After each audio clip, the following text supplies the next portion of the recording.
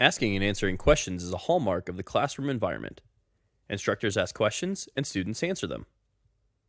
The Association for Supervision and Curriculum Development reports that teachers ask about 300 to 400 questions per day, and as many as 120 questions per hour. In spite of the prevalence of questions in the classroom, sometimes if teachers aren't intentional when asking questions, students' motivation can get derailed. However, with thoughtfully crafted questions, the use of think and wait time, as well as turn and talk opportunities, student engagement and learning increases significantly. Why should professors ask questions in the first place?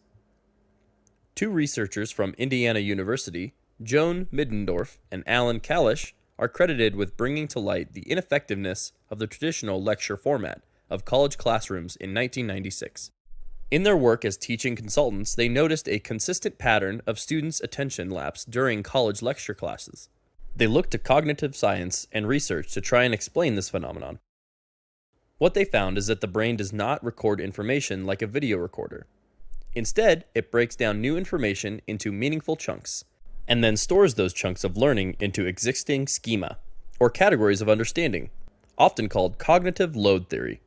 This means the human attention span doesn't match up with the length of time for which college classes are scheduled. Adults can pay attention for somewhere between 10 to 20 minutes, but college classes are usually 50 minutes to 3 hours long. So just lecturing and telling students what they need to know cannot go on forever. Questioning is one way to break up the lecture and put the work of the thinking and learning onto the student. Besides making content more comprehensible in a lecture class, the use of questioning creates an opportunity for students to inquire about their own individual curiosities related to the course content. The National Committee of Science Education says, students in every domain of science should have the opportunity to use scientific inquiry and develop that ability to think and act in ways associated with the inquiry, including asking questions.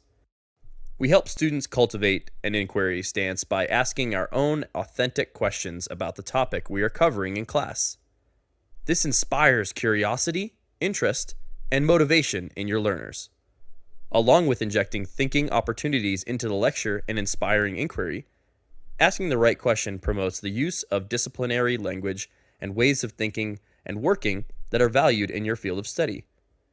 Questions should stimulate critical thinking and collaboration among the learners in your room. But to do this well, it helps to thoughtfully plan your questions in advance. Why are you asking the questions you're asking? There are two main purposes for asking questions of learners. The first is to assess their understanding. Professors ask questions to gauge whether or not students are getting it. This helps us know whether or not to move on to the next topic or continue engaging with the current one. Although this sort of questioning is important to help navigate through your lesson, asking questions for the purpose can sometimes serve the professor more than the students. A student-centered classroom uses these types of questions intentionally for the instructor to assess students and to provide feedback to them about their progress. Assessing questions can also be helpful to the students. By asking the appropriate assessing questions, we can help students self-assess their progress towards the stated learning outcomes. Another main reason professors ask questions during a class meeting is to push learners to think more deeply or differently about a topic under study. How do we ask questions to get students to think further about something? What kind of questions can help push novices to do the intellectual work that our discipline demands? How can we ask questions that require students to find evidence, analyze it, and form their own interpretations of the data? It is questioning for the purpose of deepening student understanding that we will focus on in this learning module.